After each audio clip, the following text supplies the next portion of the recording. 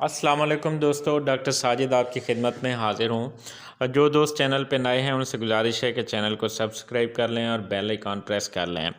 दोस्तों, आज का मेरा टॉपिक है डिसोरा टेबलेट 5 mg।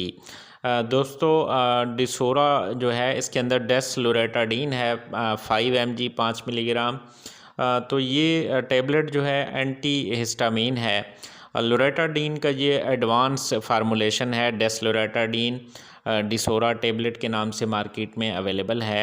तो किसी भी तरह की एलर्जी हो, सीजनल एलर्जिक राइनाइटिस हो, पेरिनियल एलर्जिक राइनाइटिस हो और क्रोनिक इडियोपैथिक अर्टिकेरिया हो या एलर्जिक कंजक्टिवाइटिस हो, नज़ला, ज़ुकाम, खांसी, नाक बह रहा हो, छींकें आ रही हों, खुजली हो रही हो, तो इन तमाम कंडीशंस में जो है ये इफ़ेक्टिव है और इसका अच्छा रिज़ल्ट है इसका।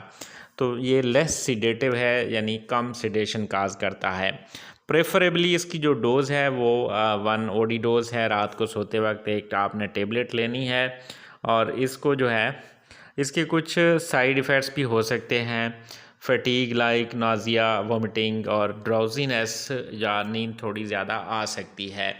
एक आपने ये एहतियात करनी है कि जब आप ये टेबलेट इस्तेमाल करें तो आप हैवी मशीनरी और ड्राइविंग जो है उसको आप ना करें, ताकि आपको जो है कोई नुकसान ना हो।